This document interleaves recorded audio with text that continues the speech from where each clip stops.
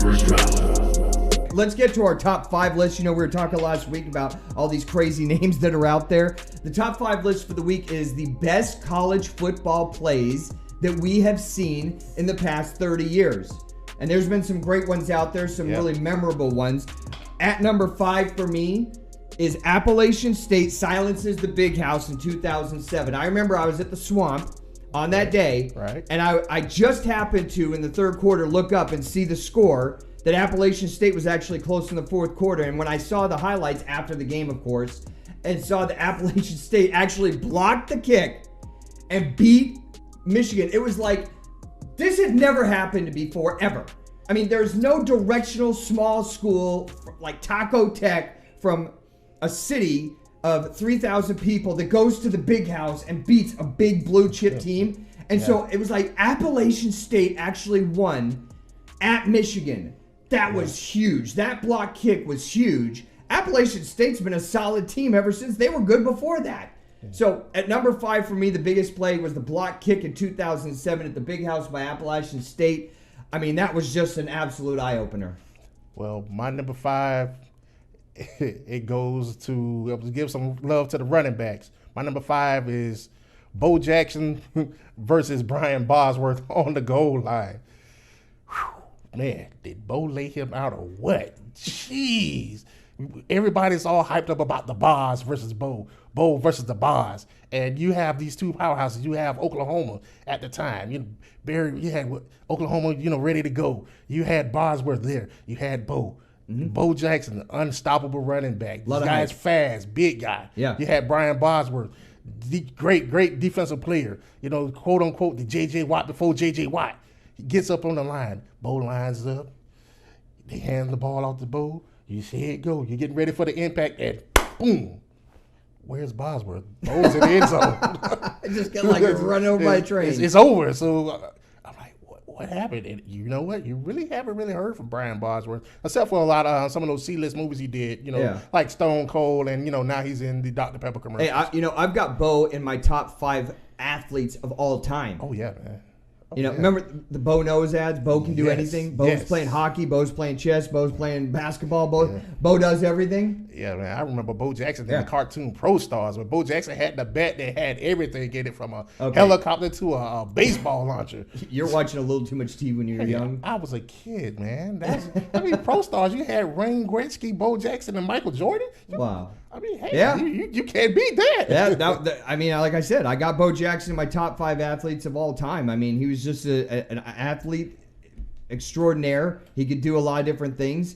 And, that's a good one at 5. My number 4 is the Tommy Frazier touchdown run in the national championship game against my Florida Gators.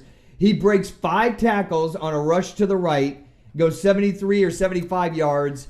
I mean, the tackling was absolutely bad, but it's a national championship game. Everything's on the line. He was a Heisman athlete at the time, top of his game as a quarterback. And to break 5 tackles, you could say, well, it's bad tackling, but I'm going to say it was the heart. Because he just never, if you watch the video, his legs never stop moving. He never gives up. So that's at my number 4, the Tommy Frazier run in the Tostitos Fiesta Bowl against the Florida Gators, that they just blew the Gators out. And unfortunately, at the time, that was I had to watch that highlight and just kind of go in the corner and shut up. But Tommy Frazier ends up having a cup of coffee in the NFL, but you can't ever take away that play that he had. No, you can't take away that. I mean, Tommy Frazier is probably one of the best dual threats to probably ever play college football. Mm-hmm. My number 4,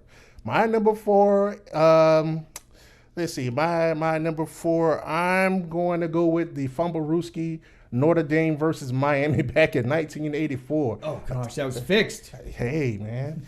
Nope. Tom Osborne, nope. He didn't. Nobody thought he would have the gall to actually pull that down in Miami territory, but to actually pull that play off, and it actually worked against that Miami team, one of those Miami team in the 80s? Yeah. How far is Nebraska from those days, and how far is the Miami defense from what it used to be in those days? Ooh, they're so light far years away now, huh? Yeah. Oh, gosh, light years. My number 3 is the Statue of Liberty play from Boise State. Oh, that was such a great game. I love that play. Boise State, the Statue of Liberty play, was a run to the left. in 2007 at the Fiesta, the Tostitos Bowl. And, the greatest thing about that is just the guts to call that play. I mean, that was just so amazing. Then you convert. And on top of that, that running back went over to the cheerleader section and proposed to his future wife, who she said yes right after the game. I mean, it's just win, win, win. You win the game. It's a gutsy call. You actually convert. Then you get engaged. The worst part about it is the last one. You got engaged. Yeah. I'll just take all the sports part of it. So that's my number 3. I mean, that was just...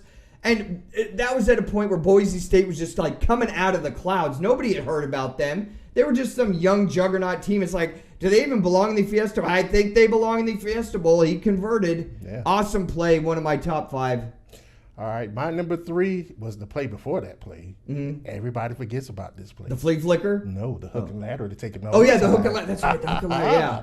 No, everybody forgets about this play. Yep. But Boise pulled off one of the most... one of the hardest plays to actually implement on the football field, the hook and ladder. I mean, geez, you have an offensive lineman running down the field. Yeah, actually make that play work. Yeah, against an Oklahoma team that was actually pretty good. Yeah, it actually shocked that team. Yep. Yes. Now I remember that. But you know what? That's a good one. I'm glad you brought that one back because I kind of put that in a file that is down in the basement somewhere. But that's a really good one. And a lot of our young viewers, go on YouTube and check out these plays because if you have any appreciation for college football, these are some of the greatest plays. It's not because it's our list. Right. These are just great plays. When you see them in history, it's like, wow. I mean, it's just entertainment value, the guts to call some of these plays. Yeah. My number 2 is a freak play that you couldn't draw up anywhere. What is that? I'm going with the Cal-Stanford game where the Stanford band comes on the field after the kickoff. Right. And Cal runs it back in 1982, running through the band members on the field to score the game-winning touchdown. I mean, like I said, you could never draw this up. It's just a freak play. But the fact that Stanford quit, their band is on the field, and Cal's still running, trying to score, and they do. Yeah. And they win the game. And the best part is about the 4 or 5 yard line, the guy that's carrying the ball knocks over one of the Stanford band members and keeps going. It's not like, I'm sorry. It's like, you were in my way. Exactly. Oh, that play, like I said, if you haven't seen that play, just go YouTube the Cal-Stanford band game play and just be amazed at sports and how awesome and unscripted it can be at times, where it just blows your mind. And the entertainment value on stuff like that, it makes life easier to go through when we have things like this that happen that are so unscripted but come out so awesomely. I mean, that's why it's my number 2. Oh, my number 2 goes to my man, Flutie Flakes, Doug Flutie. Oh, throwing really? the Hail Mary against that Miami team. Again, that Miami defense back in the 80s. Kind of a freak play, though. But, man, that Miami team in the 80s, man. At Miami. At that. And BC wasn't anything before Flutie got there. Exactly. And you have the smallest person on the football field with the biggest heart to throw that pass. But I guess a lot of people... Who caught that pass? His name is Gennard Phelan. Gerard Phelan. Yeah. Gerard Phelan. So, funny story about that. When I was really young, I was kind of a quasi Boston College fan. Right. And I was watching that game, and Miami goes down and scores to take the lead. And I look at the clock and I go, okay, there's less than 40 seconds left. Boston College didn't have an awesome offense that year that could just do whatever they wanted to do.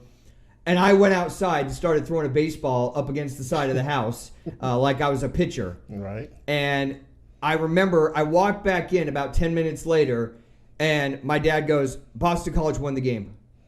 And I couldn't believe it. And I saw the highlights of that game, and it stuck with me. I think that was in 1984. 84, yeah. Yeah, 84. Wow. And then Flutie ends up being in the league for like 9 million years at less than 6 foot. Yeah. Wow. That's amazing. I remember when he was a Charger. They kind of brought him in at the end of his career, but that's a good one, but it is kind of a freak play. It wasn't a talent play. He did have to throw it over 50 yards, but I don't know if that would be obviously in my top 5, but it's in yours, so that's fine. My number 1 play in college football ever. If you're watching in Alabama, just turn it off right now. Just turn off the podcast. You have our sympathies. You could turn it off. But my number 1 play has to be from 2013. Number 1 Alabama on the road at number 4 Auburn. Kick 6. This is my number one play ever in college football. It's a game-winning play. Yep. It's 2 top 5 ranked teams. It's the Iron Bowl. Yeah. It's a rivalry. It's the last play of the game. It's a freak play that hardly ever happens. And the greatest thing about this that not a lot of people, I think, noticed when it happened was when that Auburn player catches it in the end zone, he doesn't just go right straight for the left-hand side hash like you'd think he does. He kind of sets his course right up the middle of the field. And who's on the field for Alabama? It's all the big heavies that are blocking. Yes, sir. And then he does it just long enough to pull them down straight to come after him. Right. And he cuts it out, and he tight ropes that thing all the way down. And, as soon as you knew he was staying in bounds, it was like, that's game. Just don't do anything stupid. Don't run into another one of your players in the convoy going down towards the end zone. Right. Oh, my God. And I'm not even an Auburn fan or an Alabama hater. I mean, just for all those reasons I named, that is the greatest college football play that I've personally ever seen. Number one. Oh yeah, I can't, but I can't. You can't disagree with that. I mean, as a matter of fact, looking at that play, I had my Heineken moment. I'm at a sports bar, and I'm turning around. I'm talking to one of my friends, and he's looking over the shoulder, and I hear everybody, yeah, and I'm like, what just happened? What just happened? I hate that. And to see that Auburn pulled that off against an Alabama team that was supposed to be, that national contender, that national championship contender, and for Auburn to pull that off. The most unbelievable possible play. I mean, Yes. it's my number one. So what have you got at number one? My number one, sorry, USC fans. I mean, I know that your teams back in the early 2000s, you guys were possibly could have been one of the best college dynasties Reggie ever. Bush, Reggie Leinart. Bush, Leinart, Lindale White. Yep. Yeah, you guys had a squad. Awesome head coach, recruiting every year. Man. Rose Pete Bowl. Carroll. Here we go. 2006, 4th and 5, Texas, Vince Young, runs, dives. Walks into the end zone. Walks in, yeah. Walks into the end zone. Stands in the corner. just kind of like, yes, I told you last year I was coming back here and I was going to win this thing. Yeah. And he walks out, beating this USC team that was supposed to be so dominant. Oh, they were like the Roman Empire. This team. They were like the Roman Empire. Nobody's bringing them down, right? Nope, nobody was bringing them down. But Vince Young walks in, wins that game on the last play of 4th and 5. Yeah, that's my number one. Yeah, they didn't have any choice on that because they were down by more than 3, so they had to go for it, and that was an amazing play. Vince Young, you want to talk about here today, gone later on today. Yeah. I mean, I thought that guy would be lights out in the NFL, and it just goes to prove that awesome players and talent in the NFL don't always you could be at the height of your game in college football, and it doesn't necessarily translate to the NFL. I mean, no, you look at guys like Tim Tebow or Danny Werfel, Tommy Frazier, or Vinny Testaverde, and then you look Chris Wenke, EJ Emanuel. You see the trend? I see you keep going as a Florida State quarterback. Hey, those are Jimbo's guys, man. Oh, that was a good list. That was our top 5 list of the week. I hope you guys enjoyed it. Friday nights, join us here on the First Round live on YouTube, and we're going to go over a top 5 list every single week. The First Round.